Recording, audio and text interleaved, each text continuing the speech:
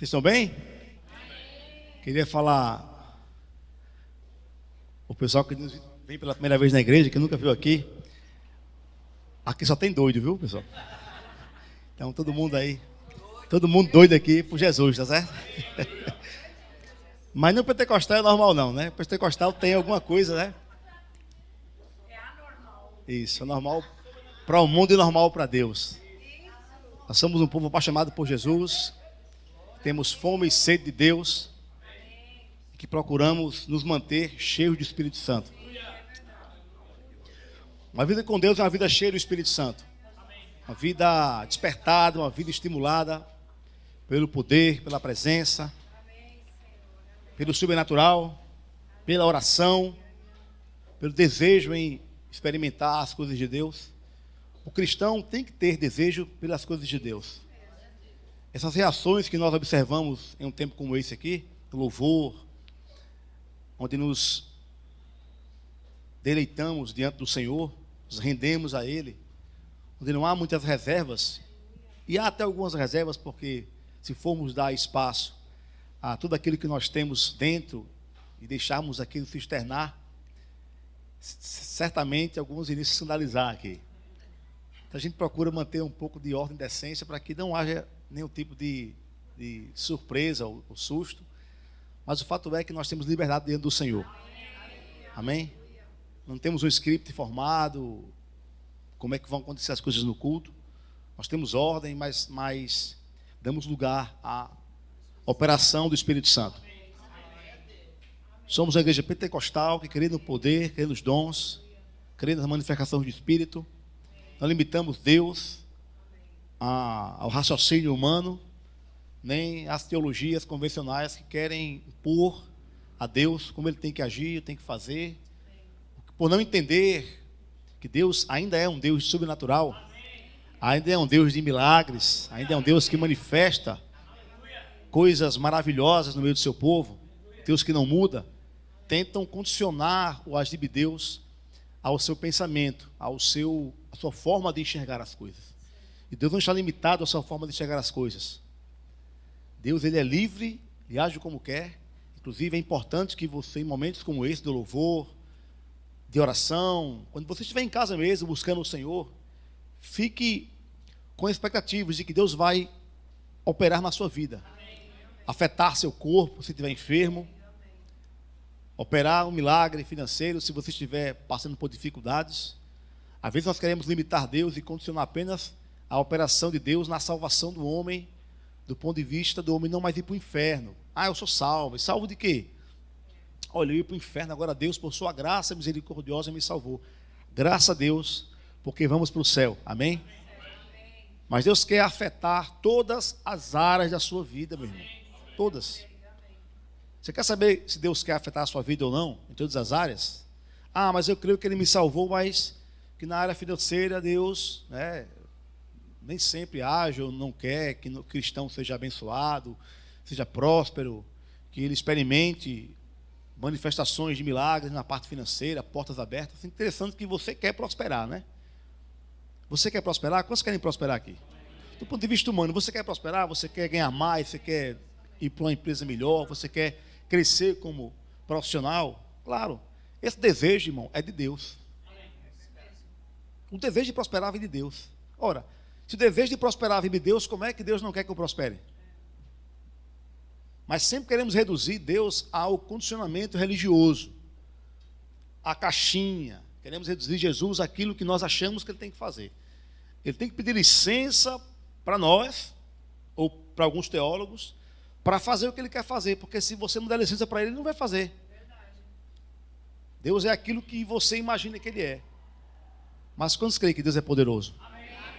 Então, se você quer saber se Deus quer afetar a sua vida em todas as áreas, é só você olhar para Jesus. Simples assim. Ninguém manifestou o Deus o Pai como o Filho manifestou. Jesus, o Filho de Deus, inclusive veio revelar o Pai para nós. Ele não veio trazer religião para ninguém. Religião, irmãos, é uma escada podre que os homens criaram para tentar alcançar Deus. Cristianismo, evangelho é Deus encontrando o homem através de Cristo e reconciliando o homem consigo mesmo através de Cristo. Nós somos reconciliados com Deus. Éramos inimigos, éramos escravos do pecado, estávamos debaixo da ira. Paulo diz que éramos, por natureza, filhos da ira, como também os demais. Éramos filhos da ira. Fala comigo, éramos. Isso quer dizer o quê? Não somos mais. Então, esse condicionamento, essa redução do divino para o pensamento e a limitação humana é muito nocivo. Esse condicionamento é nocivo para nós, porque nos prende, nos limita, impõe para nós uma barreira que nos impede de enxergar Deus como Ele é, e sua vontade para nós como é sua vontade para nós. Como já viram aqui na sua caminhada cristã, ouvi dizer que Deus está provando você com problemas, com adversidades, com doença, com coisas que não fazem parte do seu caráter, nem Cristo manifestou enquanto esteve em nosso meio. E eu falei aqui e repito, se você quer conhecer Deus, olhe para Jesus, olhe para Jesus. Ele revelou para nós o Pai, Ele trouxe a vida de Deus para nós, não trouxe religião, trouxe a vida de Deus de volta ao coração do homem. Se alguém lhe perguntar o que Cristo veio fazer aqui, você vai responder prontamente: Ele veio trazer de volta a vida que o pecado tirou. Ele veio implantar no meu coração a vida e a natureza de Deus. Ser filho é possuir a própria vida e natureza de Deus no seu coração. Isso é algo glorioso, que não temos o hábito de ouvir, aprender. E essas verdades têm que ser evidentes em nossa caminhada cristã. Quando você entende que você não é escravo, que você não é um miserável pecador, um trapo de imundície, um verme, menos que o pó da terra, mas quando você entende que você é um filho amado do Pai, filho amado do Pai, amém? Eu não vejo essa afirmação sobre nós, essa nomenclatura de que nós somos miseráveis, pecadores, trapos de imundície, vermes. Você não foi salvo para ser um verme. Você não foi salvo para ser um pecador miserável, um trapo de imundície. Você é um filho de Deus, herdeiro de Deus e co-herdeiro com Cristo. Você é raça eleita, sacerdócio real, nação santa, povo de propriedade exclusiva de Deus. Você faz parte do corpo de Cristo. Amém? Eu sempre falo aqui, e é bom repetir essas verdades, porque sempre chegam pessoas novas e os velhos às vezes começam a esquecer. Às vezes você encontra os velhos aqui na igreja e o camarada com a linguagem de incredulidade, de medo, de autocomiseração, de fracasso. Já viu os cristãos falando de fracasso? Como é que está você, irmão? A luta é muito grande, é uma batalha diária, viu? O diabo é muito forte. Só falta falar, Deus é muito fraco. É fraco para você. É muita luta, meu irmão. Só pela fé, não tem mais, é só pela fé. É só pela graça, mas é uma cara desgraçada, né? Só pela graça, irmão. Se é pela graça, está maravilhoso, irmão. Porque a graça nos basta. A graça é o poder de Deus operando na sua fraqueza.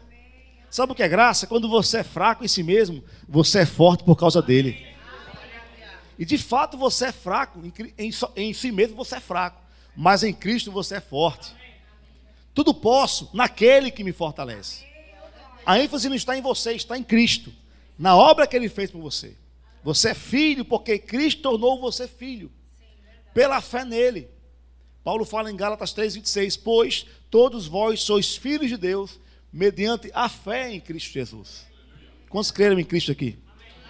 Todos vós sois filhos de Deus, mediante a fé em Cristo Jesus. O verso 27 diz, porque todos quantos fostes batizados em Cristo. Ô glória! Você foi batizado em Cristo? Flávio, o que é isso? Eu não aprendi sobre isso. Pois você tem que aprender. Está na Bíblia? Está ou não está na Bíblia? Não é coisa que eu inventei não, né? Todos fomos batizados em Cristo. Ser batizado em Cristo é quando o Espírito Santo pega você e lhe introduz para dentro do corpo de Cristo e você é revestido de Cristo. Porque batismo é revestimento. Ficar completamente coberto. Significa também sepultamento. Cobrir, revestir.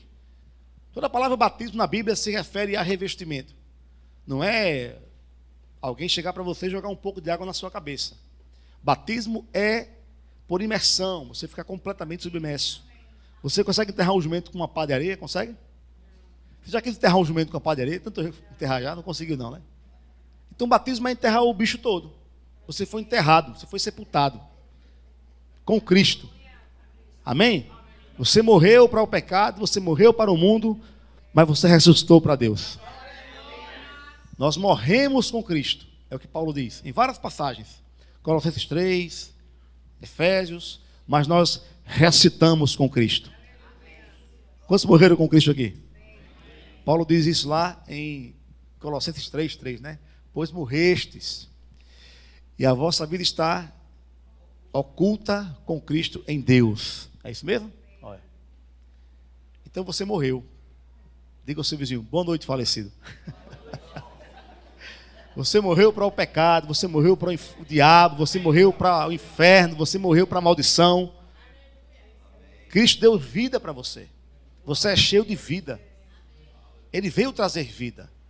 Veio revelar o Pai para nós e trazer de volta a vida que o pecado havia tirado, que Adão perdeu no Éden. Foi isso que ele veio trazer. A vida estava nele. E esta vida é a luz dos homens.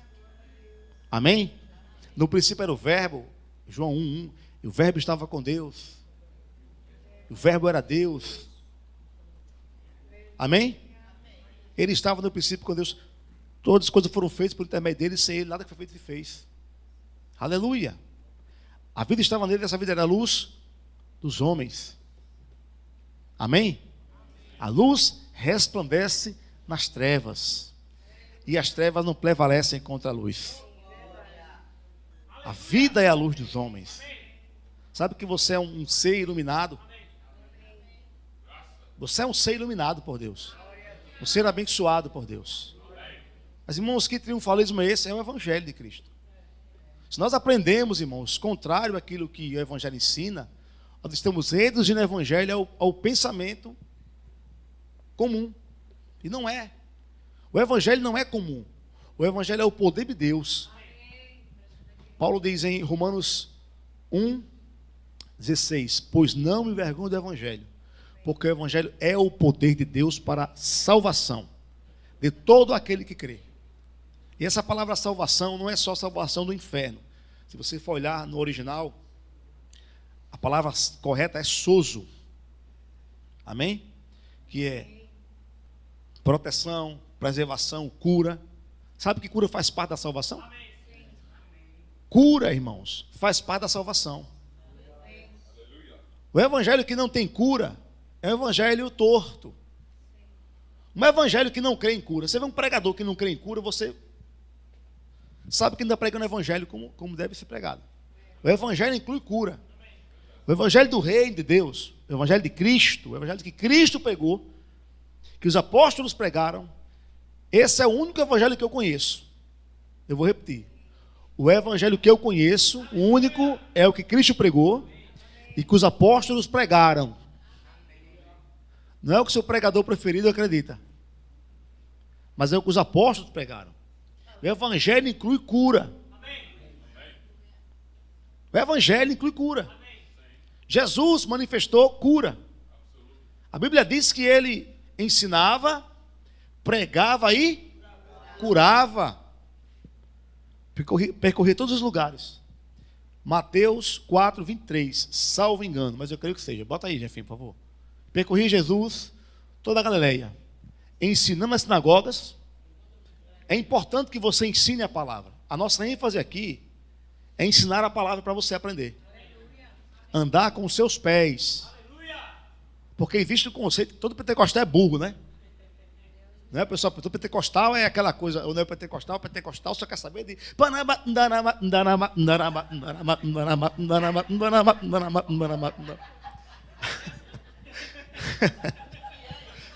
Então sabe rodar. Dons é poder. É dom, sim. Dons tem que ter dom, tem que ter poder, tem que ter manifestação. Deixa o povo rir, deixa o povo dançar, deixa virar cambalhota, deixa quebrar o pau. Existe sim os excessos, né? Existe o fogo selvagem. Que é o fogo selvagem, né? Tem um fogo selvagem, eu já vi. Mas eu prefiro estar perto do irmão que tem um fogo selvagem do que que não tem fogo nenhum.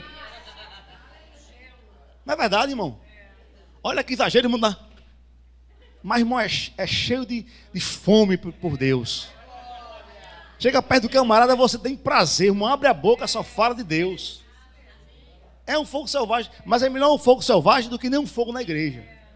Não é verdade, irmãos? É melhor um barulho de uma casa cheia de criança brincando do que um silêncio do cemitério. Sim ou não? Eu prefiro. Então tem fogo, tendo fogo está maravilhoso. Tem que ter fogo. O Espírito Santo quer manifestar a presença de Deus. E deixa eu falar uma coisa, irmãos, o poder de Deus é real. O poder de Deus é real. Até aqueles que são cru, o cru que não crê em nada. Que não crê em nada. Irmão, eu chamei esse dia um guitarrista de uma igreja ali, amigo meu, para tocar aqui. Ele é da igreja reformada. Se eu vou lá, você vai lá, agora se prepara, você vai sair de lá se tremendo todinho. Difícil é você querer voltar para a sua igreja depois de passar lá. Cuidado, viu? Lá o negócio é perigoso. Você vem, prova e quer voltar. E nós cremos no poder. E o poder de Deus é real. Ele é como uma eletricidade, irmão. Você imagine quando Deus se manifesta. Você acha que essa postura religiosa vai ter lugar? Eu já vi, irmão, gente que não crê em nada. Quando provou o poder de Deus, começou a virar assim, ó. Rapaz, tu não crê em nada, está todo cheio de Espírito Santo aí. É verdade, irmãos. Você pode, se quiser controlar, pode. Mas só que você não quer. Porque é algo tão bom que você quer deixar aquilo se externar. Você chora, você... As reações são diferentes em cada pessoa. Geralmente eu não choro. Eu posso chorar. Você me vê chorando é difícil, mas eu posso chorar. Se eu chorar, não acho estranho não, tá? É difícil. Minhas reações são outras. Mas tem gente que chora, tem gente que ri, tem gente que pula, né? Teve um irmão lá em Brasília que fazia flexão. Sabe que de nada é isso, estamos fazendo flexão. Se eu fazia para o mundo, agora eu faço para Jesus. Façam, o negócio é você tá feliz. É o fogo selvagem? É o fogo selvagem. Tem coisa que escandaliza o povo. E tem movimentos espirituais que só cabe o contexto daquilo a quem está experimentando. Você não pega o mover aqui e coloca. Por isso que eu não permito o pessoal colocar as coisas aqui na internet, fazer culto ao vivo live, porque tem que ter cuidado para não escandalizar o povo. O povo não entende isso, no geral, né? Mas você que está provando aquilo ali, você sabe o que está acontecendo. As coisas espirituais se discernem espiritualmente. E quem é espiritual entende tudo. Quem é natural não entende nada. Quem é cru vai ter que se virar. Mas Deus não está condicionado a ser cru de ninguém. A sua cruacidade, né? Vamos colocar assim. Nem essa palavra, mas a gente tentou colocar no contexto aqui. Mas o poder de Deus é real e ele se manifesta, irmão. E nós temos que desejar Deus. Onde eu tenho andado, caminhado, as mensagens que eu ministro, sempre tem se voltado para essa questão. Nós temos que intensificar a nossa fome e sede por Deus. Paulo disse que os dias são maus. A influência do mundo, ela vai devagar e vai tomando conta das pessoas sem elas perceberem. Quando elas menos esperam, elas estão longe de Deus, da igreja, do ambiente cristão. Não estão experimentando a presença de Deus, não estão mais orando. E é importante que nos mantermos avivados, louvando a Deus em casa. Irmão, você não tem ideia do benefício que é o louvor. O louvor produz alegria no seu coração. A alegria produz força. O cristão não pode, irmãos, estar triste não, viver triste não. Você pode até estar de vez em quando, acontece situações que você fica triste. Mas ficar triste é uma coisa, viver triste é outra. Bíblico é você se alegrar sempre.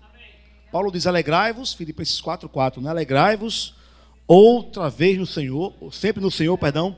outra vez vos digo, alegrai-vos. É uma ênfase na alegria. Ele não diz chorai sempre no Senhor, outra vez chorai. Não, alegrai-vos. Alegria é o padrão. E você tem que se manter alegre, não só aqui num culto como esse. Aqui a gente experimenta um ambiente preparado, de um louvor preparado, ungido, graças a Deus. De músicas que nos levam a experimentar Deus, a mantermos uma conexão coletiva com Deus. E isso abre a porta do céu, amado. Abre as janelas dos céus para nós. Deus, ele é real, ele quer se manifestar. Deus não é aquele ser distante no trono que você vai falar com ele, ó soberano Deus, eterno Salvador, ó Senhor de Deus de Abraão, Isaque e Jacó, Deus dos mandamentos, Deus que floresceu a vara da cobreira de Arão, Deus que fez milagre, aquela burocracia. Deus, ele é teu pai, ele quer ter intimidade com você, ele quer ser próximo seu. Como é que eu falo com Deus? Falo do seu jeito. Fala do seu jeito. Seja sincero, abra o seu coração. Ah, mas eu passo por dificuldades, eu passo por situações onde eu estou preso em algumas áreas da minha vida. Fale com Deus. Fale com Deus. Não fuja de Deus. Corra para Deus. Quando você experimenta um ambiente como esse aqui, você é tocado pelo Espírito Santo. A palavra ministrada toca você. Mas você vai embora, você tem que manter um louvor no seu coração. Fundo musical no seu coração. Se manter conectado com Deus. Paulo diz, não vos embriagueis com vinho no qual há dissolução, mas enchei-vos do Espírito. Não é verdade? Efésios 5,18. Enchei-vos do Espírito. Enchei-vos do Espírito.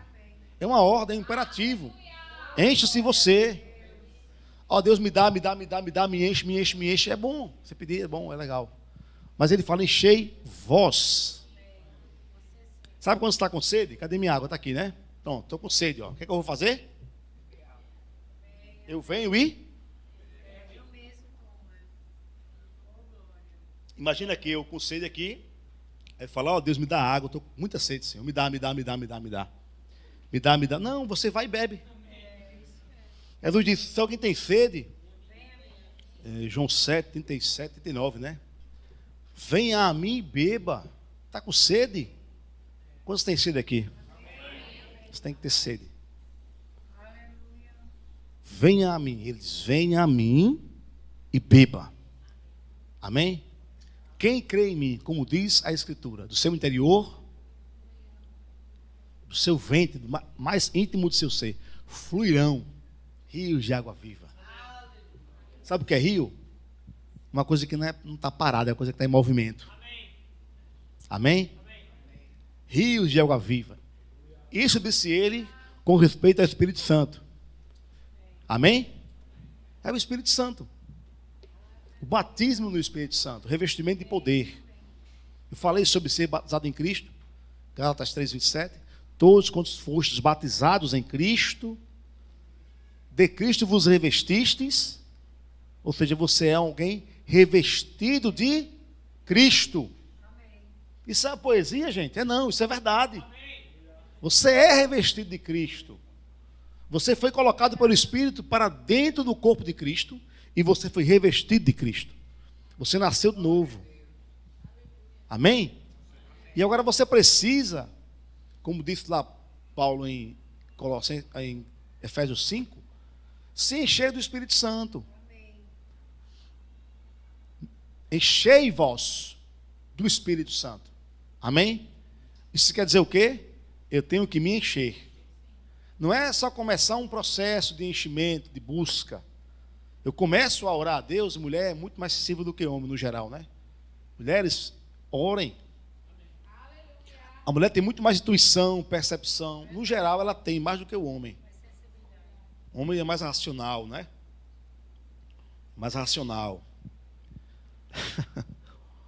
O homem é mais impositivo, né? Mas a mulher é mais sensível. É bom escutar suas mulheres. Quem é casado. Amém? Geralmente tem uma percepção das coisas, né?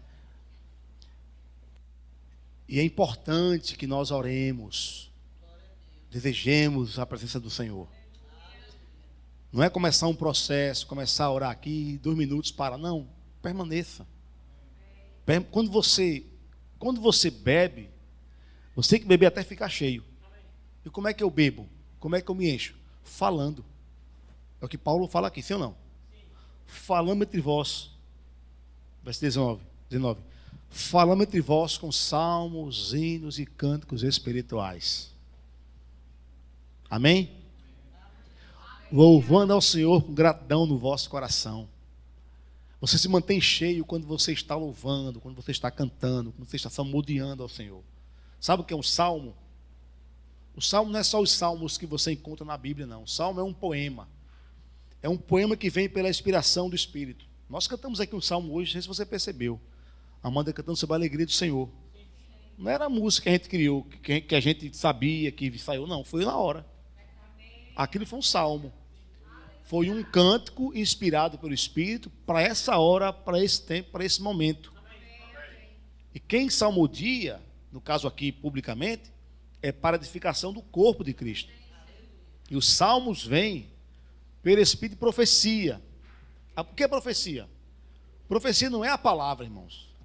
A palavra não é, eu vou profetizar pregando a palavra, não. Quando você prega a palavra, você está pregando. Quando você profetiza, você está sendo inspirado pelo Espírito, naquele momento, trazer uma palavra para aquele momento, específica. Se pregar a palavra fosse profetizar, então nós seríamos salvos pela loucura da profecia. Mas não é. A profecia é um dom espiritual que opera segundo a vontade de Deus. Mas somos salvos pela loucura da pregação. A pregação é fundamental. Eu estou pregando a palavra aqui. Mas pode ser que em algum momento eu seja usado por Deus para profetizar para você. E o profetizar é o falar sobrenatural pelo Espírito em um idioma conhecido. Isso é o profetizar.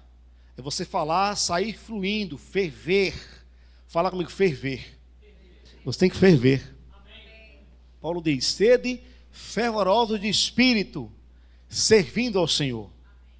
Servindo ao Senhor. Nós que estamos aqui, nos tornamos responsáveis, a chama não vai apagar. Você tem que se ferver, irmão.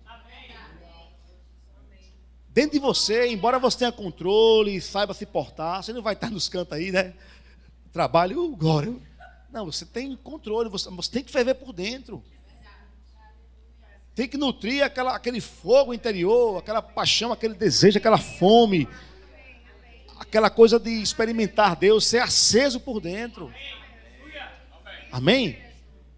Nada vai parar a sua vida. Nenhuma tristeza vai parar você. Nem a doença vai parar você. Nem o espírito mal vai atrapalhar você. Porque onde tem fogo, irmãos, a cobra faz carreira. Onde tem fogo, cobra não encosta, não. Um cristão cheio do Espírito Santo, o diabo não vai encostar nele, não. Ele sabe que não pode contra aquela pessoa, porque ela está cheia do Espírito. Amém? Aleluia, irmãos. Deus é sobrenatural. E nós temos, se quisermos, todos os dias, como experimentar o sobrenatural de Deus. Enchei-vos do Espírito. Falando, quando você fala, você bebe do Espírito. Todos nós começamos a falar aqui, irmãos, falar com Deus. Suponhamos que o ministro fale, olha, vamos lá, levanta a voz, levanta o Senhor as mãos e começa a louvar o Senhor. Levanta a voz aí. Irmão, se todos nós começarmos a levantar a voz aqui, não é 3 levantando e 1 calado. Se enche do Espírito, como é que é? É falando, né? Não é assim. Vamos se encher do Espírito, irmãos, encher do Espírito Santo. Não vai acontecer. Existe um mistério, irmãos. Há um poder liberado quando você fala. Orar é falar com Deus. E há N passagens bíblicas que mostram que os cristãos, ao falarem, eles levantaram a voz a Deus. Levantaram a voz a Deus. Atos 4, por exemplo, verso 21. Os irmãos foram soltos e procuraram os irmãos, os cristãos. Uma vez soltos, procuraram os irmãos. Uma versão diz, procuraram os seus. Né? É 4, 20, Bota 22 para ver. Estou errando meio, né? Bota 23 agora. Acho que eu vou até 20, não sei quando aí. 23. Uma vez soltos, procuraram os irmãos. 23. Outra versão diz: procuraram os seus. Eles estavam presos, Pedro e João. Foram soltos e procuraram quem? Os crentes. Sabe por quê? Porque crente quer estar perto de crente, né? Procuraram os irmãos. E lhes contaram quantas coisas lhes haviam dito os principais sacerdotes. Ameaçaram eles, né? Para não pregar em nome de Jesus. Aqui, irmãos, o contexto. Os discípulos tinham ordenado aquele homem aleijado que se levantasse. João, na verdade, né? João não, Pedro. Naquela liderança, mas os dois estavam ali, na Porta Formosa. Não tenho prata, não tenho ouro, mas o que eu tenho te dou. Levanta, em nome de Jesus, levanta e anda. É assim que a gente ora por um enfermo. Em nome de Jesus. Não é, ó Deus, se tu quiser, cura. Se não quiser, Senhor, que faça a tua vontade. Se não quiser, ó Deus, prepara e leva esse coitado. Não. A oração é assim. Em nome de Jesus, seja curado. Amém? E aí eles oraram e foram presos porque eles estavam divulgando o nome de Jesus. Agora aquele homem que eles tinham matado pelas mãos usando o Império Romano estava vivo e operando milagres. Quantos creem que Cristo está vivo e que opera milagres? Ele estava pregando, divulgando o nome de Jesus. Então ele não queria que fosse divulgado o nome de Jesus. E ameaçaram eles, para que eles não pregassem nem ensinassem nesse nome. E eles foram soltos, procuraram os irmãos, né? E eles contaram tudo. Todas as coisas que lhe haviam dito os principais sacerdotes, ameaçando eles, né? Verso 24, vamos lá. Ouvindo isto, unânimes, fizeram o quê? Fizeram o quê? Ficaram caladinhos? Não, levantaram a voz a quem? Ué, mas Deus não escuta se você falar no pensamento? Né? O irmão fala, Deus não é nervoso para você falar alto. Né? Deus não é surdo, o pessoal diz, né? Para quem falar alto, Deus não é surdo, nem é nervoso, irmão. Pode falar que ele não fica nervoso, não. Se você levantar a voz, ele não fica nervoso, não. Levantaram a voz a Deus e disseram, e eles começaram a orar. Unânimes, levantaram a voz ali. E a oração, o caldo, digamos assim, a essência dessa oração está aqui revelada por Lucas, o sentido daquela oração, né? Tu, soberano Senhor, deste o céu e a terra, o mar, tudo que neles há, e começa a exaltar o Senhor, vamos lá. Que disseste por intermédio do Espírito Santo, por boca de Davi, nosso pai, teu servo. Porque se enfureceram os gentios e os povos imaginaram coisas vãs. Coisa linda, né? É inspiração. Levantaram-se os reis da terra e as autoridades, ajuntaram-se a uma contra o Senhor e contra o seu ungido. Vamos lá. Porque verdadeiramente se juntaram nesta cidade contra o teu santo servo Jesus, o qual ungiste Herodes e Pôncio Pilatos, ao qual ungiste. E ele vai dizer quem foi que se levantou contra Jesus, né? Herodes e Pôncio Pilatos, com os gentios e gente de Israel. Agora, Senhor, para fazer tudo o que tua mão e o teu propósito predeterminaram. Agora, Senhor, olha para as suas ameaças e concede aos teus servos. Irmãos, eles estavam fazendo o quê? Ameaçando os cristãos, sim ou não? Sim ou não? Tem crente que para com ameaça. Tem coisa que nem chegou até você, a calamidade não chegou, mas só a ameaça, a deixa o camarada parado. Meu Deus, como é que eu vou ter como pagar minha conta amanhã, o mês que vem, meu futuro, meus filhos? Meu Deus, eu estou quebrando financeiramente, nada está acontecendo, e fica paralisado por causa de ameaça. O diabo fala assim, ó, tu vai quebrar, viu? Ai, meu Deus do céu, ameaça. Aqui não ameaça. Mas eles não pararam por causa de ameaça. E ele diz, olhe para as ameaças dele e concede aos teus servos que anunciem com toda a intrepidez a tua palavra. Não quero recuar, eu quero falar com intrepidez. Nada vai parar a nós, teus filhos. Nos dá ousadia e intrepidez, Senhor. A tua palavra. Enquanto estendes a mão para fazer curas, sinais e prodígios por intermédio do nome do teu santo servo Jesus. Aleluia, irmãos. Tendo eles orado, aconteceu o quê? Tremeu o lugar onde estavam reunidos. E todos, fala comigo, todos. Não diz poucos, alguns, talvez, quem Deus queria, quem Deus quiser, não. Todos ficaram cheios de Espírito Santo e com intrepidez anunciavam a palavra de Deus. Irmãos, o poder de Deus é real. Deus opera em nossas vidas. Não podemos condicionar Deus ao pensamento humano. Deus é maior do que a sua mentalidade, maior do que você pode pensar. E eu estava naquela passagem em Mateus 4, mostrando que o Evangelho de Cristo, que é o poder de Deus, e o único Evangelho que eu conheço é esse Evangelho de manifestações, de milagres, de cura, que revela o poder de Deus. E em Mateus 4, Jefferson, vamos botar para lá que eu não quero deixar de encerrar a ministração sem voltar a falar nesse versículo. Mateus 4, 23. Percorri Jesus toda a Galileia, ensinando nas sinagogas. Então, eu estava falando o quê? Que ensinar a palavra é importante para você andar com seus pés. E aqui nós temos a ênfase no ensino da palavra. Nós somos uma igreja pentecostal com ênfase ao ensino da palavra. Amém? O que nós cremos, nós sabemos explicar. Então ele ensinava a palavra, porque quando você ensina a palavra, você ensina o povo a andar com seus pés. Pregar é diferente de ensinar. Cristo pregava também. Mas pregar é proclamar. Ensinar é explicar. Quando, por exemplo, o que é pregar? Vem um pregador, né? E diz, olha, Cristo é aquele que cura. Vou simular aqui. Esta noite vocês serão curados. Porque Cristo curou vocês na cruz do Calvário. Ele pagou o preço pela sua vida. Esse é o pregador, né? Aí o ensinamento vai explicar por que você pode experimentar cura, o que foi feito na cruz para que você pudesse experimentar cura. Então vai haver uma explicação, você vai aprender a palavra para que você tenha fé e você possa usar a sua fé em benefício da sua própria vida. E não depender de um homem de Deus que vai estar no altar para fazer a prece poderosa pela sua vida. Não, você vai andar com seus pés. E sabe que a palavra funciona, que ela é verdadeira, que ela é viva. Irmãos, a palavra é viva e eficaz. A palavra de Deus é viva, irmão. O verbo, Jesus, é a palavra que se fez carne. Não é isso que dizem em João capítulo 1? E o verbo se fez carne e habitou entre nós. Amém? O verbo se fez carne. Acho que é João 16, né?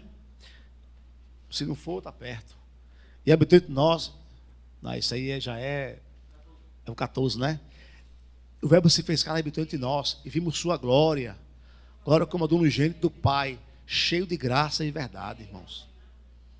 O verbo, que é a palavra é espírito, se fez carne. Tomou uma forma humana. O verbo é a palavra, sim ou não? Esta palavra de Deus, que é espírito, que é Jesus, se manifestou em carne e nós vimos a sua glória. Jesus revelou a vontade do Pai para nós. Olhando para ele, você olha a vontade do Pai. Você quer saber se ele cura? Olhe para Jesus. Você quer saber o que ele fez quando ele foi, por exemplo, colocado dentro de uma situação de falta? O que foi que ele fez? Ele multiplicou pães e peixes. Quando ele encontrava alguém doente, ele curava, e assim por diante. Aquela era a vontade de Deus revelada para nós. E Mateus 4, 23, diz, percorria, né, ensinando, pregando o evangelho do reino. Qual é o evangelho que você prega? O evangelho do reino? Sim ou não?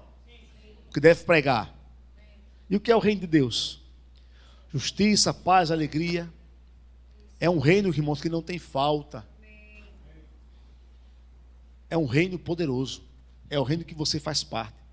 Você é um cidadão do reino de Deus, chamado para pregar o evangelho do reino. O mesmo evangelho que os apóstolos pregaram. Pregando o evangelho do reino e curando. Então Cristo ensinava, pregava e curava. Ele curava o quê? Toda sorte. Amém? Toda sorte, irmão. Toda sorte. Doenças e enfermidades entre o povo. Qualquer doença ele pregava. Ou curava. Então cura faz parte do evangelho. E quando você começa a ter contato com o poder de Deus, você experimenta as coisas de Deus. Não podemos deixar que nossa mente ela se dirija a um estado onde o poder de Deus, as manifestações do Espírito, a vontade de Deus, seja algo distante ou algo que nós não cremos mais. Se manter cheio do Espírito Santo, em conexão com Deus, falando, buscando o Senhor diariamente, vai nos manter acesos por dentro e sensíveis. Sabe que uma das formas de você entender as coisas de Deus é você ter uma vida de oração, leitura da palavra. Quando você tem uma vida de oração e você tem comunhão com Deus todos os dias, sua mente fica treinada para entender as coisas de Deus. Deus consegue alcançar você. Ele consegue se fazer compreendido. Porque você é alguém que está se exercitando todos os dias na prática, da busca, da intimidade, da comunhão. E as coisas espirituais para você são coisas que são mais normais, são mais comuns na sua vida. Acontece com mais fluidez. Nós, irmãos, precisamos desenvolver o hábito de desejar as coisas de Deus. Deus tem muito mais para fazer em nossa vida. Mas nós não podemos negligenciar a comunhão. Cada um sabe aqui que Deus tem lhe chamado para fazer, que Deus tem para a sua vida. Talvez não saiba com tanta clareza o que Deus tem, assim, em termos de chamado, de propósito, assim, imediato. Mas o que não fazer, você sabe, pelo menos, né? Às vezes a gente não sabe o que tem que fazer de maneira clara, objetiva, mas o que não fazer a gente sabe.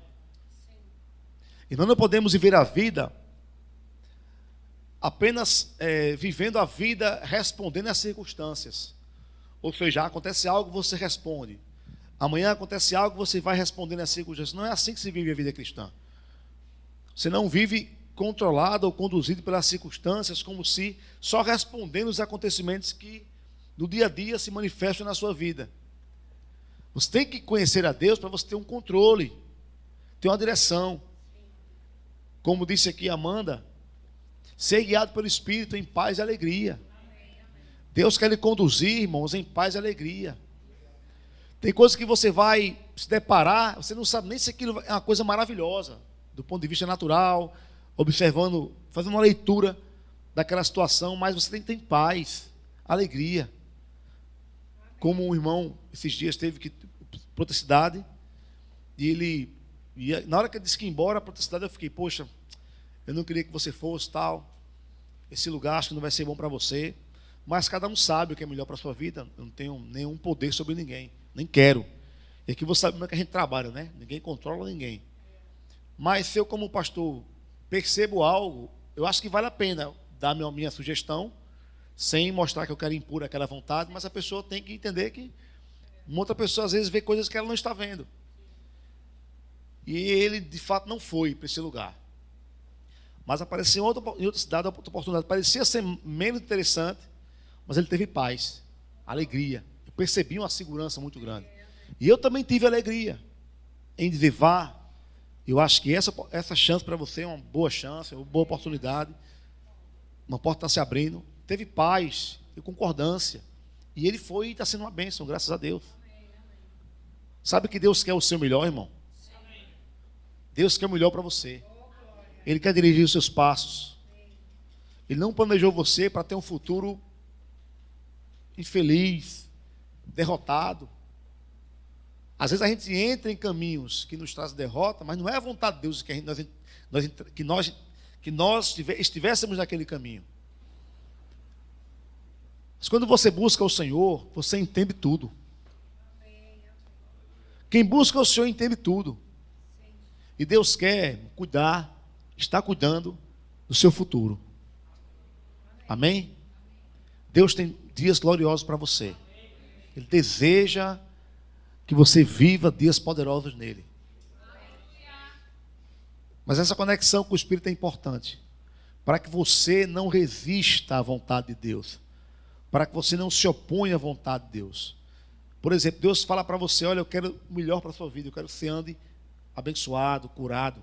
Mas você, não, eu acho que Deus está me provando com tal situação, com tal doença, não sei o quê. Como é que você vai experimentar o que Deus tem? Se você resiste. Então nós temos que cooperar com Deus. E para você se harmonizar com a vontade de Deus, é importante que você busque a Ele e tenha comunhão com Ele. Amém, irmãos? Graças a Deus, né? Vamos orar?